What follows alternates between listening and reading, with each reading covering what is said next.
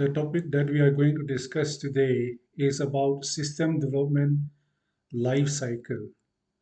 This system development life cycle, which is also in short called SDLC, is so important that almost in any resources or any books that deals with system analysis and design, the life cycle process or the various phases of the life cycles are adopted in order to understand what is a system development life cycle. That these different phases of the life cycle help us to understand that what exactly is the system analysis and design. So accordingly, in the life cycle, I mean, it's not necessary that everybody follows the life cycle, but the phases of the life cycle help us to go deeper and have a deeper understanding of how a system development analysis and design takes place. So let's move on to it. This system analysis and design may be used in hardware or software development, or sometimes it can be used in both hardware and software development together. So this system development, I mean, system analysis and design, as we have said in the previous lectures, is driven by the user or the organizational requirements. It is based on the requirement.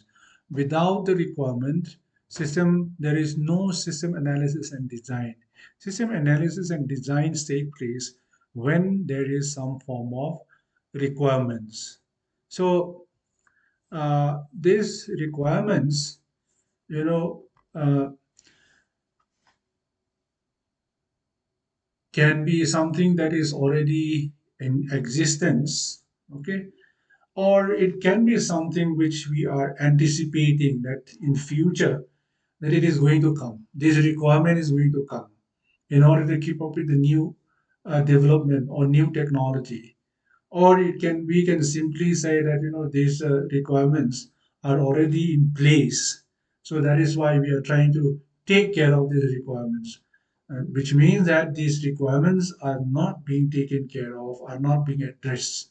So we do system analysis and design in order to in order to address the existing requirement or existing problems with the system, or is a problem which we anticipated in the near future. So these requirements is also about incorporation of innovative uses of information technology. Uh, we know that every day there is new information technology. I mean, the way technology move is so fast that we need to keep up with the technology.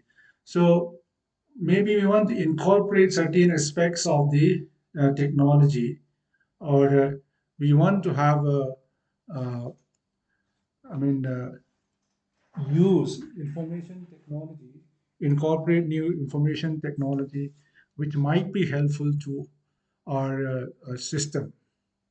So, and another reason could be that development of completely new systems. That our requirement may be that we want to develop completely new system, that we want to replace the existing system. We may have an existing system that we want to completely replace it, or we don't have a system and we want to have it for the first time. Then also we go for development system development. So the beneficiary, I mean, as we said, that these kind of things come from analysis, and this system analysis and design comes from we want to build a system because there is a requirement. So the beneficiary will be those who require it, that is the user or the organization. Now, This is very important that the success and failure of a system analysis and design is based on the understanding of the objective structure and a structure process of the organization and the ability to exploit the information technology. So that is why a whole lot of resources or a whole lot of time and resources is spent on understanding what the system is about, what the requirement is about. Because without understanding those requirements, it is almost impossible to do justice to have information system. So, you know, that is why the involvement of people who work in the system is very important. Now, let me go back to some examples. There was a time when, library softwares were developed by so many, some software companies who try to make a mark in the software development, software market. So in the process, they also realize that library is one institution or one organization which usually requires a uh, information system. So they try to automate the library process and they try to design the library process. They have understood the process. But the problem is that most of these software developers do not understand what is in the mind of the library or the working library professionals to the extent that they end up changing how they normally work. Okay, so some software come up as a library automation software, which is not which is where the software which librarians do not accept it much because they feel that they're not working like the way they would like to work. Yes, they have accomplished the thing, but they are not working as uh, the way they understood that their environment and then their requirements. Okay, so but then some of the softwares are developed by professional institutions, library information science professional institutions, which seems to fully understand what is in the mind of or what is the requirement of the information. Requirement of the library professionals who would be the ultimate user of this kind of software. So that is why we said that the success or the failure of a system analysis design is based on the understanding of number one objective, that is what is the organizational objective, then the structure, what is the structure of the organization, and processes, what are the business processes or what are the way this organization is working. That is the thing. And the one important thing is the ability to exploit information technology. I may have understand what is the requirement, what does the organization look like, or what does the library look like, and how should this information system should be developed for the library. But if I don't have the technological know-how, I will not be able to come up with a information system which is seamlessly integrated as a system and in which can be operated without problem, without hardware software problems. Therefore, what is available, what can the technology information technology do, this understanding or knowledge is also very crucial to the success of the development of information technology.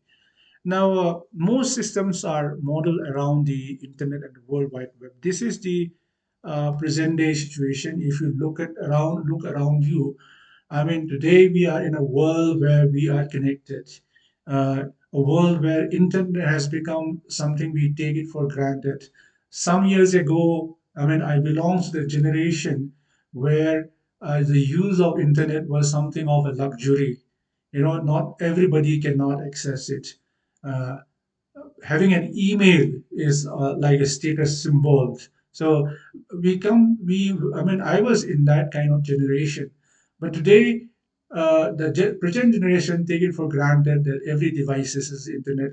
Connected with information. With internet. So data is always available at their disposal. So therefore, in this kind of environment, new system developments are built around this information, the internet and the World Wide Web. So there was a time that system analysis and design was considered an outcome. Okay, and out. I mean, the problem with this is that there's no harm in taking the development of a system as an art form and trying to bring out the creativity. I mean, bring in the creative aspects of those who are involved in developing a system. There's no harm in that. The problem is that when it is considered as an art form, uh, it is like some people are able to do it, some, but this art cannot be acquired. This cannot be acquired by others. That means people cannot be taught on how to do it. So it's more or less like a based on the people who are involved. I mean, it is based on the imagination or limited to the imagination of people who are involved in the creation or building or design of the information system. So there was a time when it was considered to be an art form. So the artist or a system developer can take it to wherever their creativity takes it. But ultimately, what happened is that this concept slowly changed, and then now it is system analysis is now done with various methodology, techniques, tools that requires that the required knowledge and skill can be acquired. That means anybody can become, can acquire, or can become an expert or somebody who knows how to do system analysis and design. So now if somebody learns the methodologies, the techniques and the tools, then they can become uh, a system analysis or somebody who writes a system. Now, some of the organizational approach to system analysis and design, let us look into this. So we have mentioned three things, that methodology, technique, and tools. These are the three main important ingredients of building an information system. So methodologies, what is a methodology? Methodology is simply multi-step approach to system development, which influence the quality of the information being developed. That means system, I mean, system requires a multi, designing a system or building a system requires a multi-step, step-by-step approach. Okay, so this step-by-step approach, when it is implemented properly, then we can have an effective systems. So this approach, the step-by-step approach, is what we call the methodologies. And then methodologies incorporate various development techniques. There are so many techniques available for system analysis and design. So these methodologies incorporate those development techniques.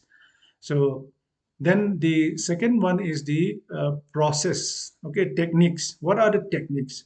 Techniques are processes. Okay, to ensure that the system is well planned, complete, and comprehensible. That means that we should be able to, the system is understandable, it can be communicated. For example, there are n number of people working in a system, and all of these people needs to communicate what they are designing, what they are doing. Okay, so it should be this technique should be well planned. That this is what we are going to do. It is complete. Nothing has been left behind. Then almost everything is taken into consideration. Then finally, it should be comprehensible. That all involved in the development of the system could understand or could comprehend that yes, this is the planning and this is what we are supposed to do. Because otherwise, what happens that when we are not able to comprehend uh, something in this analysis and design, we end up looking at different pictures. We end up having different ideas. I mean, there's no harm in having different ideas, but the problem is that when you are trying to build a house in a shape and those builders are thinking of while building, they are trying to build different houses, then that single different design, then that house will never be completed. Or even if it is completed, it will not be as it was planned. So therefore, comprehensibility is very important. And then uh, these techniques also provides a range of tasks, including what are the requirement. That means to find out the requirement, determine the requirements, and then plan how to manage activities, and presentation of logics in diagrams, designing and outputs in the form of reports, and all of those things are uh, there in the techniques. So then the third important thing is the tools. Usually, computer programs to implement techniques and guidelines are used as tools. Okay, so today we have tools and techniques. For example, we have computer software to build software, to write software, or software to write information systems. So these kind of things are there. So these tools makes it much easier. Okay, the development of a system, it becomes much more easier because we have the tools, computer programs to implement or to design and build and all. In every stages, it is there. So tools and techniques must be consistent with the development methodology. We cannot have we decided to develop a particular methodology, okay, and then we cannot be completely, that methodology we adopt should also be uh, I mean, doable with this technique and tool. So all of these things should complement each other.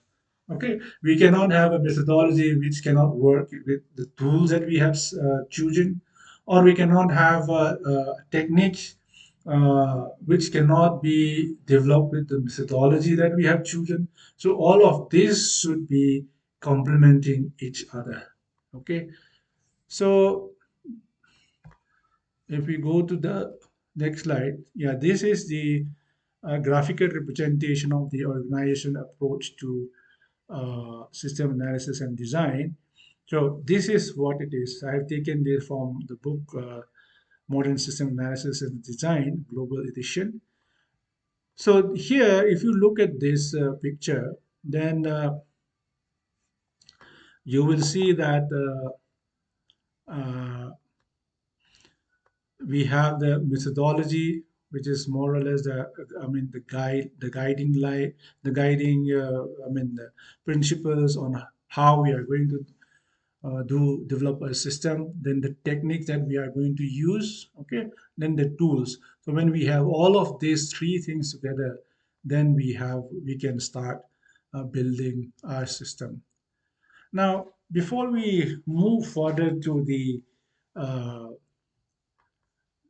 to the life cycle as such, I would like to go through some of the generations of systems. There are, ever since the system development have emerged, various generation. That means there are different generations of system analysis and design. So if you go through this, you will be able to understand from where this analysis, design started, and from where are we now. Those kind of information will be very clear. So in the early days of this system analysis and design, computers and its capabilities were critically meager. So before we go into this, when I say generation of system analysis and design, you will, as we progress, and you will notice that system analysis and design is more or less, different generation is more or less tied with the information technology, tied with the environment in which the information technology, in which the analysis and design is built. Okay, so this different generation is, in other words, dictated by the available technology. Okay, so As we progress, as the technology moves towards a certain direction, so I mean the analysis and design also moves towards that direction. As technology is available, I mean different techniques or different tools are used. Okay, so that is how these generations is evolving. So the early days, computers and capability were very meager. We have very limited resources, computer resources. Then it during those days, the early days, the focus uh, was more on the process. Okay, the software perform. They focus more on what are the processes that the software will perform. That means what will be, I mean, what can the system do, or what is the process that the system is going to follow? Because resources are meager. That means resources are very in short supply. So therefore, they try to make the process, I mean, minimize the process so that the system resources will not be burdened. Okay, that it will not bring in a constraint to the limitedly available computer system. So therefore, they focus more on automation. Okay, automation of what is being normal job is being automation. Emphasize on automation of the existing process. Okay, so if we go back to that again, the existing system, I said in the beginning that there are certain process. These will be, for example, issue and return of books should be done like this, and then acquisition should be done like this, or OPEC should be like this. These the focus was more on this process. Okay, how the system process took place, and they try to automate those processes. Okay, so the system developers try to automate those processes. So that is the very early stage of the system analysis and design. So systems were usually during these early days, systems were developed from scratch. Okay, from scratch means that like today we don't have available system or available software. So it has to, if somebody wants to automate some of the processes that they are doing manually, then they want to automate those things, then they have to build from scratch. I mean, they have to build it from the ground up, and then I mean, they don't have any ready-made software which can be customized according to their requirement. That kind of thing was not there. So they have to build it. In most cases, they have to do it on their own. The organization have to do it on their own, because there are those days, in the early days, companies were not there, or commercial organizations who deal with this system development are maybe there, but very very less. Okay, so system development was more or less an isolated individual task which an institution or an organization perform. Then when we come to the second generation, then in the second generation, there is software industries which were absent in the early days. Software industries started emerging. So this from scratch, which they do in-house, which they build it themselves, and then there are options for off the shelf software. Okay, off the shelf software. So these two are going side by side. On the one hand, you have people build their information system on their own, starting from scratch. On the other side, some of the cells, that means commercial systems or information systems or programs, are available. So these two, in the second generation of system analysis and design, these two exist side by side. Actually, when I say generation, no, it is about a decade. One generation is about a decade, because within that decade, so many changes took places. So then this analysis and design was still considered an art and science in the second generation also. So towards the end of the second generation, this concept of this concept of this uh, an art form slowly shift towards a system development becoming a science. Okay, a science which can be taught, which can be acquired, which can be learned, which can be mastered. Okay, so it becomes more of a science towards the end of this second generation. Then they started incorporating. As I said in the beginning, most of the software system information system were not using uh, databases. Okay, because databases was not available at that time. Even if it is available, not it is not easily available. So therefore, they focus more on they use flat files in most cases. So we have a great deal of a problem as library information science professionals. I mean, they face a lot of problem because they have to I mean, from the transition from the early days or the first generation to the second generation was a problem of convertibility because the first generation systems use flat files. When they want to convert into the second generation software or systems, which use database system, there is a problem of compatibility. So if you look at these, even in the literatures also, a lot of the literatures are produced in this convertible problems. I mean, these are literature focus on the issues about this convertibility, migration from older system, which doesn't have a database system, to a newer version which use a database system. However, the database system that is used during those days are the early generation of the database management system. So in the first generation, the focus was more on the process. Okay, how to automate the process. Then in the second generation, the focus shift from the process to the data. So they capturing the data, storing the data. Okay, and then using those data. So those data becomes more important.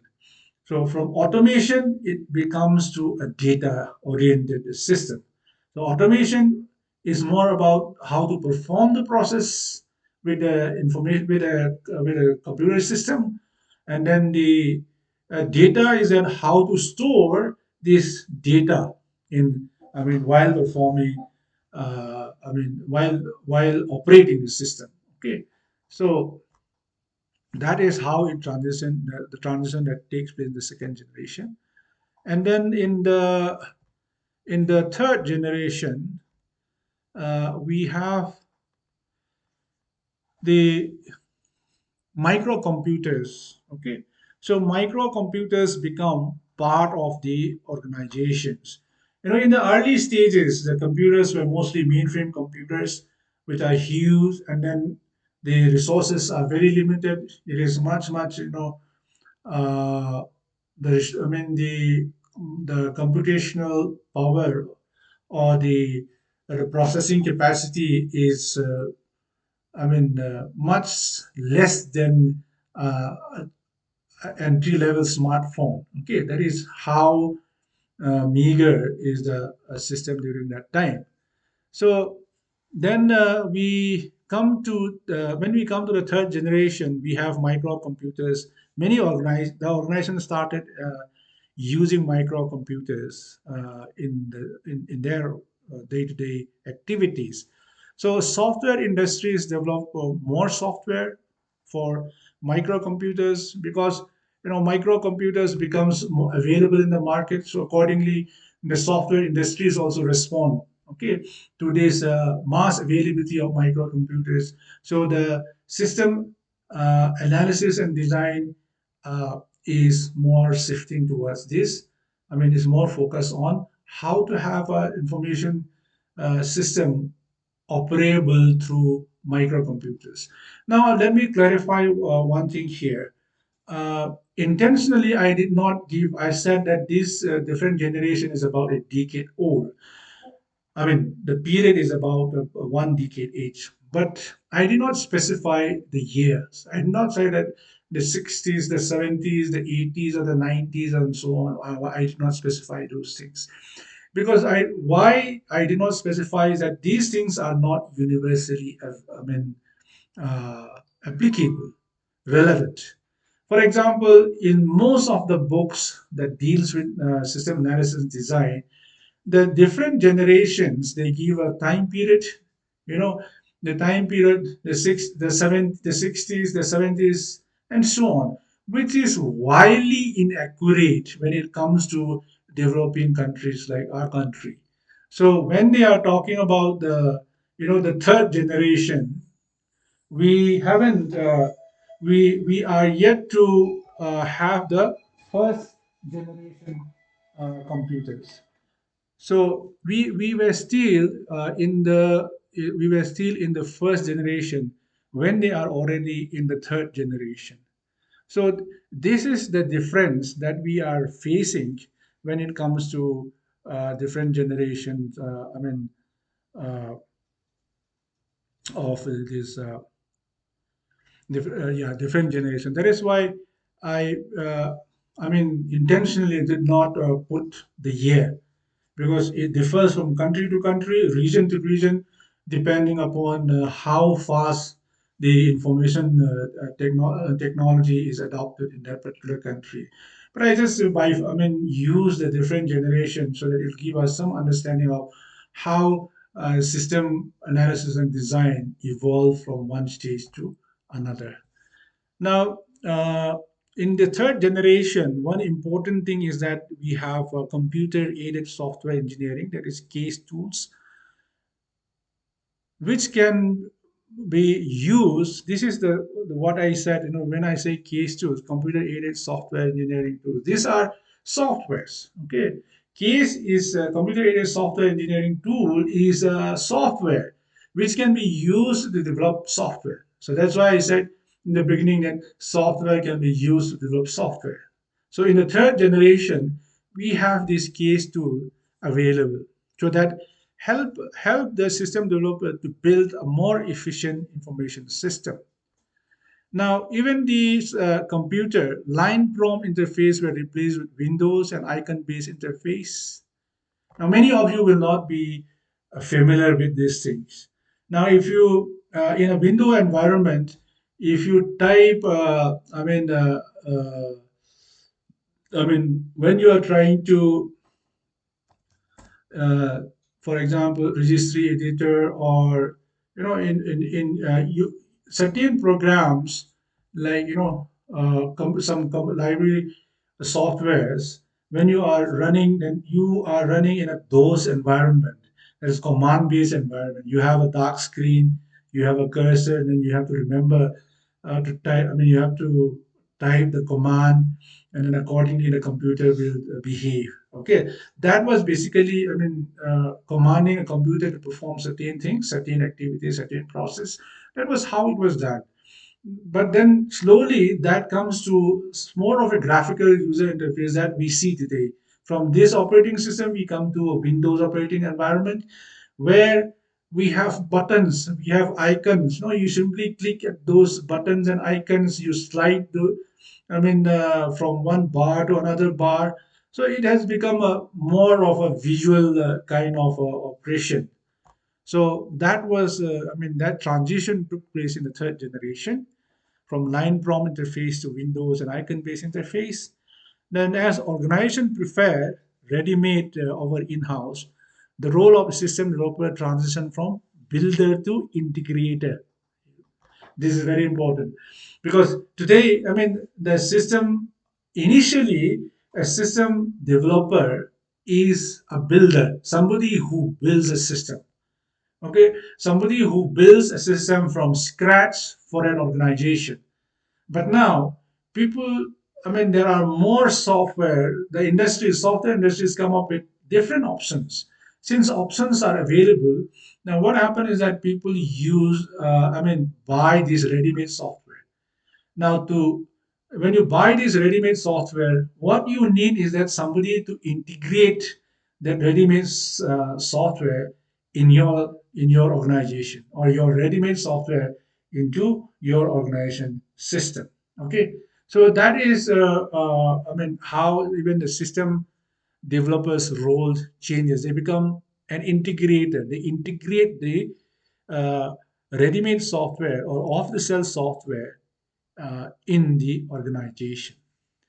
Now, coming to the fourth generation, now the focus is more on the system integration, how to integrate different functioning modules or components of a system. Okay, in the fourth generation. So now in the fourth generation, this is very important that there's a client server based architecture.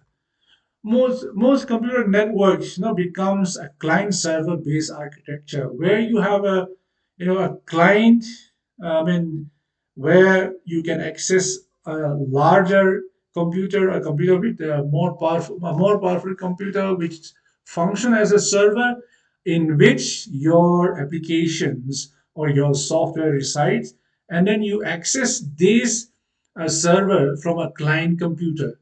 Okay, so this client server architecture becomes prominent. Almost every computer network is becoming client server architecture. So similarly, this system analysis design also is built in the client server based architecture. Then the large database with the application logic reside in the same server. Okay, then we have this enterprise-wide solution with the flexibility of activating selected modules. Okay, uh, you know, in enterprise software, in this generation, the emergence of enterprise software is there. Now, software companies build uh, all-purpose software. Okay, a software to run basically almost all organization. So it is a huge software, but the thing is that not everyone needs everything in that software. There will be multiple modules, multiple subsystems in that software system. Now, what happens is that you will reach an agreement with the company or the vendor who is dealing with this huge software.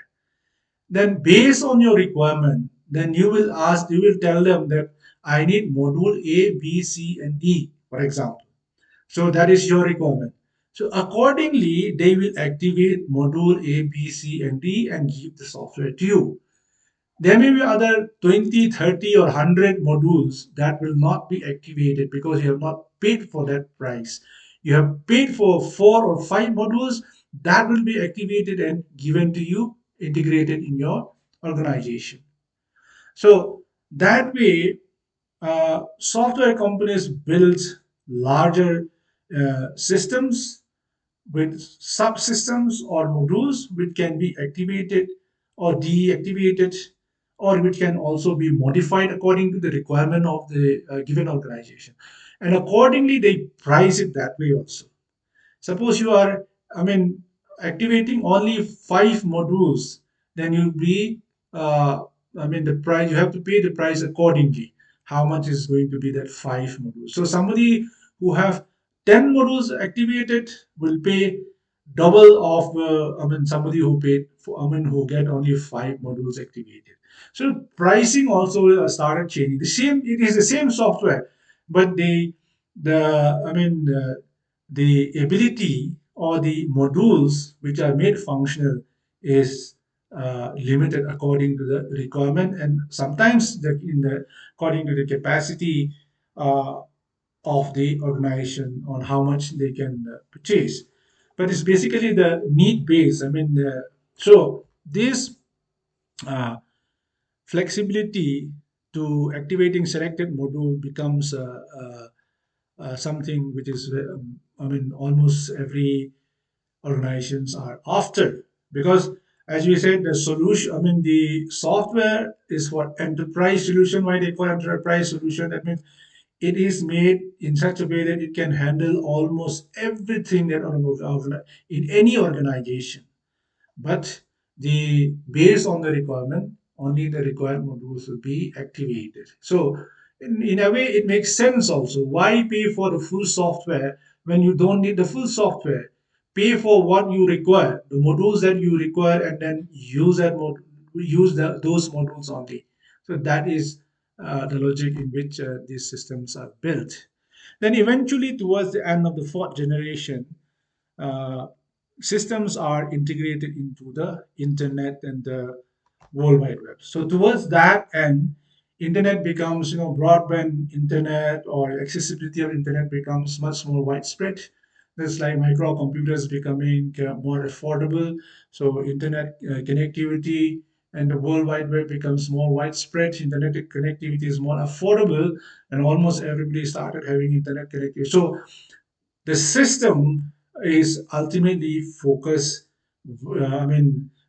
is adapted to that kind of environment, that an organization should be accessible through internet using a web interface, okay, or web compatibility. Technically, we call that a compatibility system. So all systems today, if you see that most systems can be accessed through your browser. So that is why it's very difficult to tell whether it is only a website or are you, accessing some organizational system. It's very difficult to tell because you are accessing everything from a browser, browser. Okay. So if we come to the uh, next generation, that is the present generation. In the present generation, as we have said, that web-based information systems are developed for the internet, intranet, okay, within the organization, extranet of the organization. So different networks are using this web-based information system. Then we have this three-tier designs, or it can be four-tier also, where you have the database server, application server, and then you have the client server, which is located in the user's device. It may be a computer, or it may be a smartphone. Okay, so you have this three-tier design, which is more or less almost all systems have this three-tier design: database server, which takes care of your the database that you are using in your information system. Then application server, which you use to manipulate, modify, enter the database system.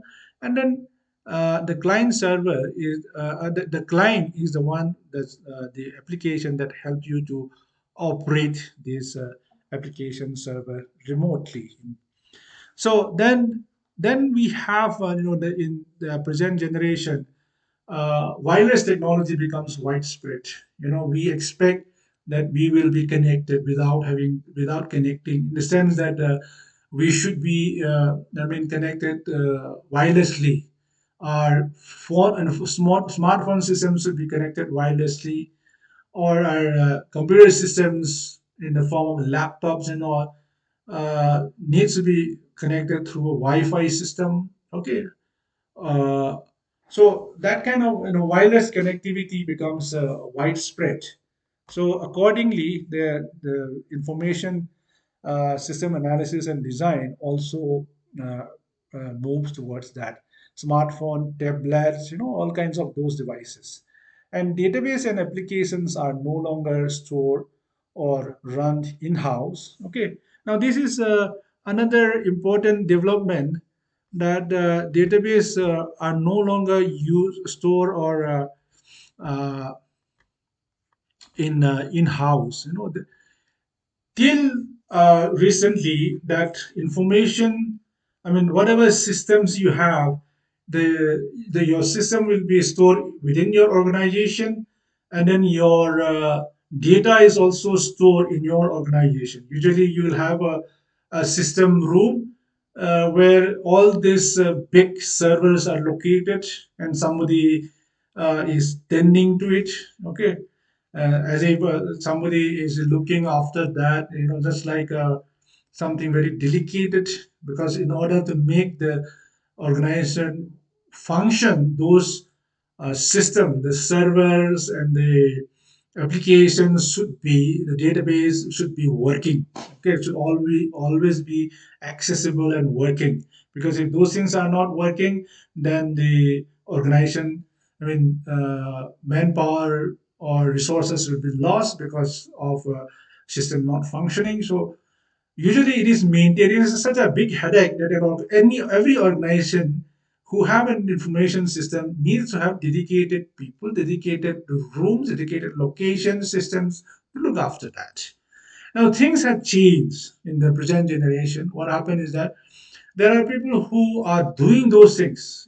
People who looked after your data, your application. Okay, they will do the job of storing your data, making your application functional. Okay, so I mean they will give you a server system which you can access from your, I mean, remotely from your office computer or your wireless devices like tablets and smartphones and all.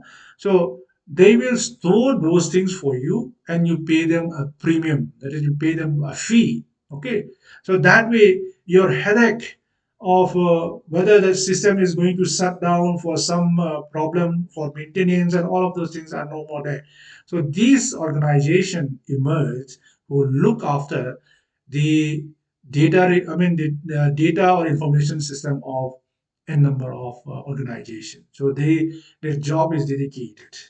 Now, what happened is that these can be of the two types. One is that this organization can have your physically store your server and all of these things. I mean, they will maintain some storage space. They will run your application system in their thing, and then but it is still yours. So you will be directly, uh, by some kind of wire, you are still connected. These things can be connected to your organization, but that also has changed. Now, what happened is that there's an over the cloud. What over the cloud doesn't mean that your information system is kept in the cloud and then you use it whenever you feel like using. It's not like that. When we say over the cloud, means through the internet. Okay, your data and then your system may be stored somewhere very far away, but through the internet you are operating that system, you are running that system, you are entering and manipulating the database that you stored there. Okay, and then your application is running. The only things that you are only operating it, but maintenance and upkeep and all of those things are done by the organization who are dedicated to perform this kind of thing. You only pay them for the service they offer to you. So this is what the present day scenario is about. So I mean, we are still in a transition. I mean, it's not that everybody has over the cloud system. Some still have the organization. I mean, they have their hardware, software placed in their within the organization, within the build confinement of their organization, I mean, or their institution, and they still have dedicated staff to look after this. But eventually, in future, what is going to happen is that all of these things are going to be done by dedicated organization who will look after these things, and you will only be accessing your data or your application over the cloud. This is going to be the future. Now, let us move on to the next slide. Now we have come to the system development life cycle. Okay, so system development life cycle, in short SDLC, is a traditional methodology to use to develop, maintain, replace information systems. So there are many forms of system development life cycle. Some of them have only just three phrases, that means three steps. Some of them have 20 phrases or even more than that. Okay, so there is no hard and fast rule that we should limit ourselves only to 30 or we should be more, elaborate and make it up to 20. There is no hard and fast rule as such. Okay, but why we are mentioning this that we are trying to say that there are many forms of system development life cycle, different forms. Okay, so then a circular process. This is basically system development life cycle is basically a circular process in which the end of one life cycle is a beginning of a new life cycle. Okay, so end of a life cycle is a beginning of another life cycle.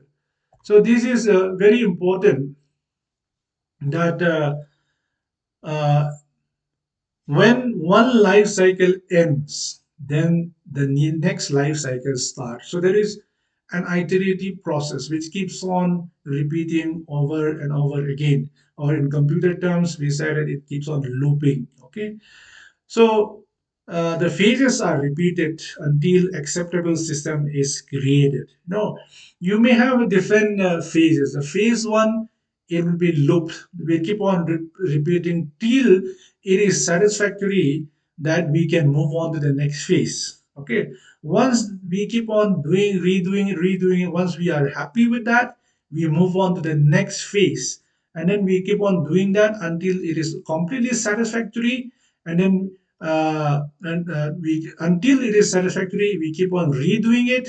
Once it is satisfactory, then we move on to the next phase. So that is what how basically traditionally what a system development life cycle functions. Okay, that's why we say it is circular process. It's not only the phases, the life cycle, the full life cycle itself is also, I mean, repetitive. Okay, it follows a circular process. So life cycle may also be iterative. Phases are repeated until acceptable system is created. Now, system development life cycle is an orderly uh, set of activities conducted and planned for the system development project. Now, let us have a look at uh, this system. I have given some of this. This system. Okay. Okay, if you look at this, I mean, you will see two different life cycle. On the one on the left hand side, I think, yeah, is having planning, analysis, design, implementation, maintenance. Okay, I'm talking about this one. So this one is having planning, analysis, design, in a circular form. This one seems to be in circular form. So you started the planning phase. Okay. So you do the planning phase. Once you are satisfied with the planning phase, then you come to the analysis phase. So you do the analysis again and again. That is, we said iterative. You keep repeating the analysis, doing the analysis. Once all is on board, in the sense that everybody involved in the system development is satisfied with the analysis, then move on to the design phase. Okay, so and then you do the designing process, present it. If it is acceptable, then you move on to the implementation. That is where you actually install your system. Okay, so, the thing is that in implementation, I mean, may be successful or may not be successful. If it is successful, then you enter the maintenance phase. Okay, the maintenance phase. These two are just example. Now, the maintenance from the maintenance phase, if you find any problem or you need any modification, then from the maintenance stage you come back to planning, and then the cycle repeats itself. Now, if you look at the other one, which looks like the spider web, so what happened is that you start with planning. Sorry, you start with planning. Okay, so you do the planning process. Okay, so once this planning process is completed, if you can see the cursor, the pointer here. So when this phase is acceptable, you come to this axis, this line. This line is, we said, go or no go exists, because until unless the planning is satisfactory, is acceptable, you will not go to the next phase. So that is why we call this go or no go. It is a no go if the planning is not acceptable. If it is acceptable, then it is a go. If it is a go, then you go to the next, that is the analysis phase. Okay, analysis phase, and then you keep on doing the analysis. And once the analysis is completed, you come to this go or no go. You have a look at it. Everybody have a look at it. If it is acceptable, Then you have a go. That is, you go to the next, that is the design phase. Similarly, you repeat that design again until it is acceptable, and you move on to implementation. And it keeps repeating. Then you come to, sorry, you come to maintenance, and then once maintenance process is done, this is a little bit lengthy because maintenance immediate requirement for solving problem or problems will not be detected very early. So that is why it is kept, this one is kept a little bit longer. Once these things are this maintenance is acceptable, then you go back to planning. Okay, you go back to planning, and then you do analysis, you design, implementation, and so on.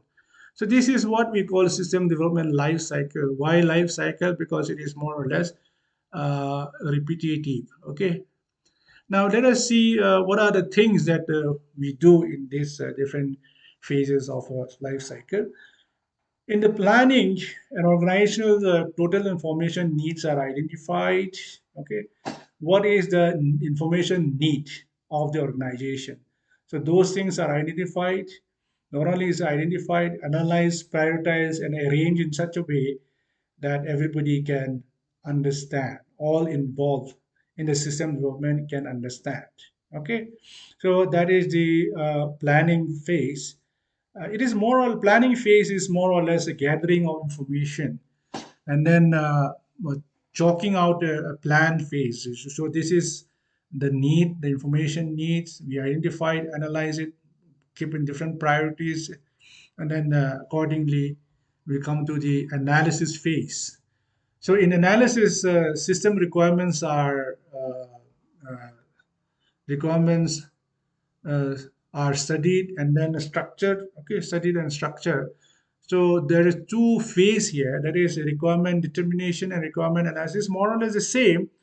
In the requirement determination, the users are involved and to find out what is their requirement, and analysis those requirement collected requirements are being analyzed. So the outcome is a description, okay, based on the information needs that we gather in the planning phase, and the analysis of those information as requirements. So requirements may include, it may be the kind of software we require, or the hardware which is required, the kind of hardware capacities that those are things are required. Those things may also be included. So the outcome is description of an alternative solution. That this is the requirement. We require this kind of system. Okay, we require it should be an X type of system. So therefore, we need the outcome is that we describe. Okay, this is the system that we require. This is the kind of system. This kind of system is required based on the analysis of the requirements. Then next is the design phase. Okay, so design is a description of recommended solution is converted logical and then physical. So design basically has two stage. One is a logical design. Now in the logical design, no computer platform, hardware or software is involved, because we don't want ourselves, why this thing is important is that we the logical design is basically about the trying to design all the system without using any plate, without limiting ourselves, or without depending on any system, hardware or software system. Okay, without limiting ourselves to that, the design is performed so that the actual requirement of the design can come out. So no, so we are not tied to any platform or any hardware or any software functionalities. So it's like making a blueprint. When you make a blueprint of a building, for example, that we do not look at how much sand will be available, or how much stone will be available immediately, or that kind of things is not kept in mind. Yes, one thing we may keep in mind is the cost, that the building should cost this much, so we try to limit ourselves to that. But in case of system analysis, what happens is that the logical design basically is not to tie ourselves down to the minimum requirement. I mean, the hardware software availability. We don't want to limit ourselves to that. Okay, so that is why the hardware, software, all of those things are keeping abeyance, and the design is being done. Then we come to the physical design, where logical specifications are transformed into technology specific details. That this is what the program should do. This is what the system construction, I mean, how it can be accomplished. Okay, so that is when we do the physical design. Then we come to the next, that is implementation. So here the information system are actually coded, tested, installed, and then support in the organization. Now here what happened is that the software is actually built.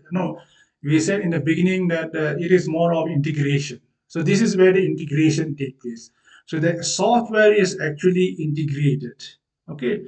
So along with what are the hardware or the platforms in which this software can be installed. So those things are actually integrated into the system, and we can start using that. So that is what implementation is about. But one thing very important is that even in implementation also, just like in the two diagrams we have given, that in every stage it has to be satisfactory, then only we can move on to the next stage. So even in implementation also the same applies, because sometimes a system which has been carefully built, taking into consideration every possible, aspect of the organization, can fail in the implementation. Okay, it fails in the tests. We test it to see that whether it conforms to our requirement that is collected in the beginning. It may not conform to the requirements. This is very true when we are relying on ready-made softwares, module-based software that we said in the previous, I mean, a few minutes back. So those modules that which is pre-built, even after customization, also may not be suitable for our requirement. So these things are possible. Okay, so chances are that even at the implementation system stage, also the system can still be rejected. Tomorrow, when you sit in the library taking decisions, always remember that you should have you should not just after after you make a agreement that you are now bound to the software. It should not be like that. It should be installed, tested. Only after it is satisfactory, purchase should be finalized. So that is very important. Then we have the maintenance. So an information system is systematically repaired and improved. Now this is very important, because the problem is that we think of installing new things. We are very busy till the installation phase, but once it is running, people seldom care about how to maintain the system and how to keep the system running.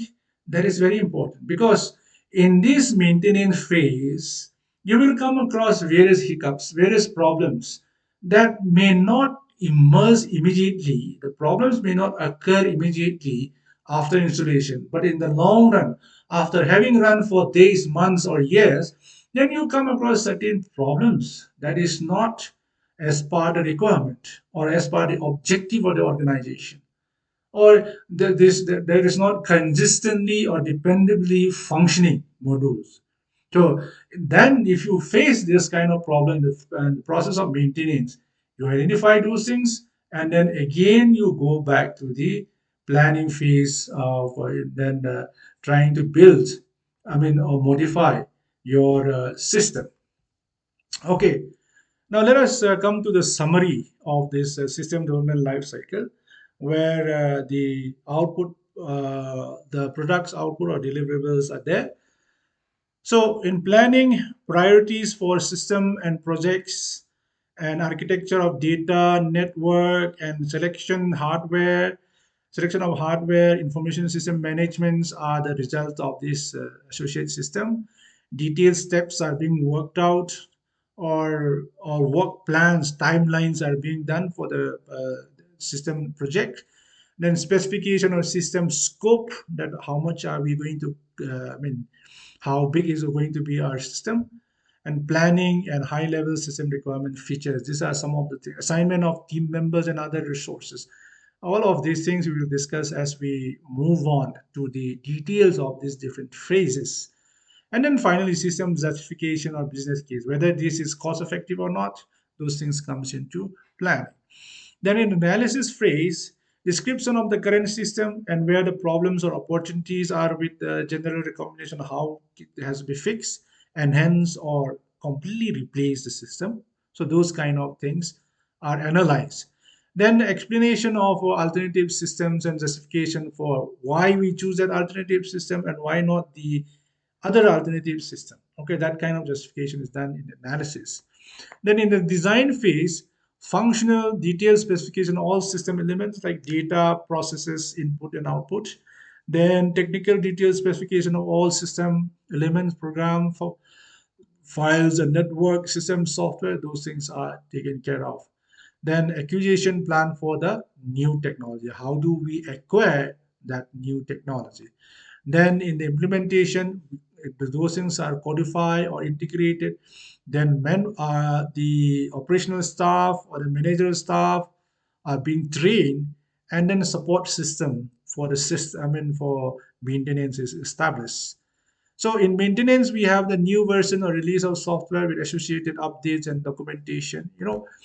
Any system, whether it's commercial or open source or whatever it is, in the maintenance stage, we have to remember that new versions keep on coming. Okay, new improved versions. Almost, even in open source software also, there are times in a year we have two updates. Sometimes in a year we may have most commonly one update, but more than that also we have small patches that needs to be installed and all. So these kind of things keeps happening in the uh, system maintenance. Okay, so this is what basically is a system development life cycle. So with that, we have come to the end of today's class. So if you have any issue or any problems regarding this class or any other topic, you're free to contact me. You have my phone number, you have my email. You can contact me in whatever way is convenient to you. With that, we have come to the end. Thank you very much.